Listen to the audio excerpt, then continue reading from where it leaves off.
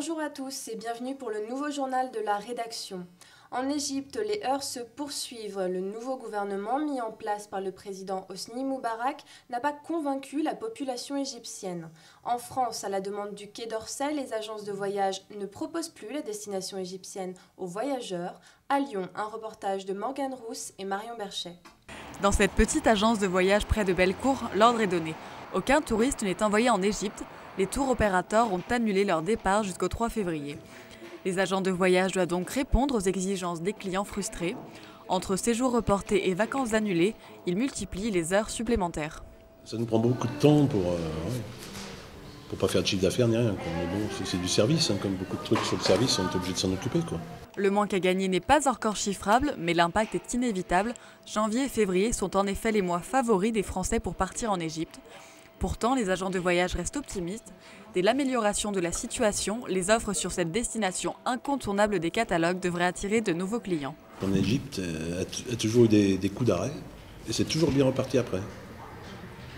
Avec un certain délai, forcément, mais c'est une destination qui est mythique un peu. Donc, dès que ça va repartir, la situation va se stabiliser, peut-être dans 1 mois, 2 mois, 3 mois, ça va repartir. Pour l'heure, c'est l'Égypte qui pâtit le plus de ces événements. Le tourisme représente 11% de son PIB. Mercredi, la diaspora chinoise fêtera la nouvelle année. Petit détour à Lyon où se préparent les festivités. Emmanuel Lebon et Khalid El-Joumaili.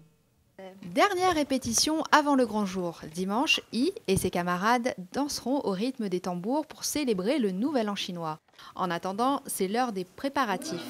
La danse du tigre fait partie des nombreux rituels qui accompagnent les festivités. Mais pour Yi, c'est avant tout un travail physique. Je suis trop sportive et j'aime bien courir, sauter, n'importe. Parce que c'est sportif cette activité-là? Oui. Il faut bouger trop. Il faut monter, sauter, courir. Cette année, le jour de l'an chinois tombe le 3 février, jour de semaine. L'essentiel des festivités se dérouleront donc le week-end.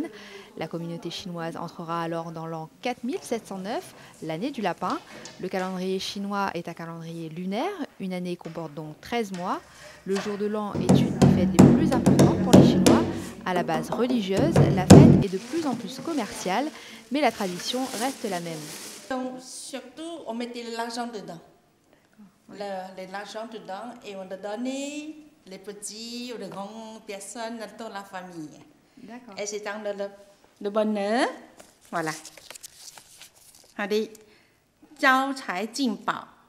Et l'engouement pour la fête chinoise dépasse les frontières de la communauté. À la mairie du 6e arrondissement, un programme a été mis en place dans le cadre du Nouvel An chinois.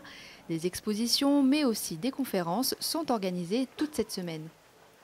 Nous avons un succès grandissant du fait de la place de la Chine sur le plan économique, politique, culturel, une énorme culture si riche que nous essayons donc de mettre en valeur à la mairie du 6e. Les festivités débuteront le soir du 2 janvier, point culminant la danse du tigre, dans le quartier de la Guillotière, de quoi chasser les mauvais esprits et commencer l'année sous les meilleurs auspices.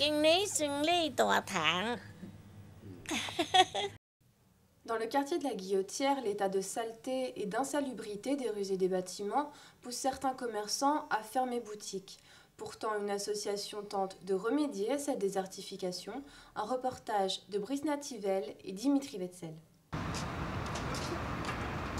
Regardez ici cette partie-là qui est quand même hyper dégueulasse. Claude Jandel, président de l'association d'habitants du 7e arrondissement, est excédé. Depuis 4 ans, il se bat pour réhabiliter le quartier de la Guillotière. Cette semaine, il lance une pétition pour recueillir le soutien des habitants et des commerçants. Il dénonce surtout l'insalubrité du quartier et met en cause l'inefficacité de la mairie. Quelque chose d'abord plus performante déjà d'une part, à savoir qu'elle ne s'occupe pas seulement des grandes artères, mais également l'arrière des grandes artères, et qu'elle ait une véritable politique de propreté. Une situation dont se plaignent également les commerçants. Pour eux, l'état du quartier est surtout dû à un manque de civisme. Les gens sont sales, je ne sais pas comment expliquer ça, mais au bout d'une heure, c'est comme s'il y avait rien, quoi. Conséquence du délabrement, plusieurs commerces de proximité ont préféré quitter la Guillotière au profit de boutiques spécialisées dans la téléphonie. Une déception pour les riverains qui doivent faire leurs courses ailleurs. La rue était très commerçante. Il y avait au moins 3 bouchers, sinon 4, 2 charcutiers très réputés, une boulangerie, un tripier, un fromager très important. Si certains efforts ont déjà été réalisés par la ville pour réhabiliter le quartier, il reste encore insuffisant pour les riverains. Depuis le mois de janvier, les titres de transport achetés à bord des bus de l'agglomération lyonnaise sont vendus plus cher qu'aux bornes classiques. Ces tickets à 2 € et non plus à 1,60 € suscitent l'interrogation des usagers des TCL. Clément Fayolle et Gary Grenier sont allés à leur rencontre. Je trouve que c'est pas bien logique, surtout pour les gens qui n'ont pas trop de moyens, c'est-à-dire qui ont des faibles revenus.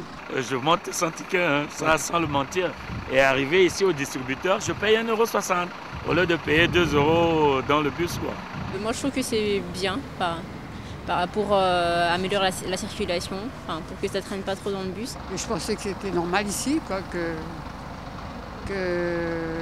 c'était des nouveaux tarifs et je m'en suis pas plainte. 2 € à bord et 1,60 € en billetterie. L'augmentation des tickets surprend. Le Citral, société gérante du réseau, la justifie par la perte de temps que représente la vente des titres de transport par les chauffeurs de bus.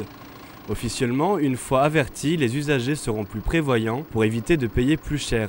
Mais voilà, mis à part les autocollants et inscriptions sur les bornes et les abribus, les avertissements sont restés discrets. Un mois après l'application des nouveaux tarifs, le personnel TCL se heurte encore à la surprise des passagers. La communication faite autour de l'augmentation du prix du billet n'a pas été extrêmement importante. On a eu beaucoup d'usagers surpris par cette décision.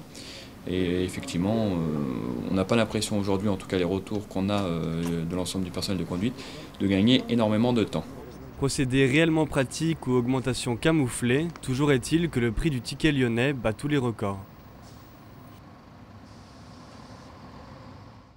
Le créateur de sportwear chic Alper Irmak sort cet hiver sa nouvelle collection de prêt-à-porter.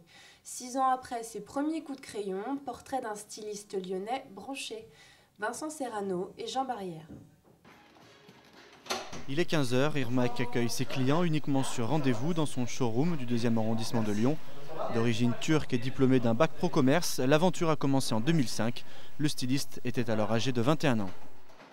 J'étais vendeur chez Graffiti et en faisant mes armes au fur et à mesure, j'ai voulu me lancer et je me suis dit pourquoi pas faire comme toutes ces grandes maisons que je côtoyais à la base.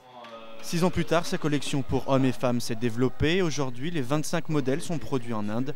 À travers un site internet, Facebook, des défilés et surtout le bouche à oreille, sa clientèle plutôt chic apprécie la griffe. On ne le voit pas sur tout le monde et c'est vraiment quelque chose que j'apprécie, c'est vraiment l'originalité et la simplicité également de la marque tout en restant avec des produits nobles et très haut de gamme. Niveau prix, comptez entre 30 € l'accessoire jusqu'à 120 € la robe. La différence chez Irmak, c'est surtout les matières, les conformations et puis toutes les finitions et notre patte personnelle qu'on apporte à chaque produit. Il ne vous reste plus qu'à essayer par vous-même et vous serez alors, comme le dit Irmak, top des gaines.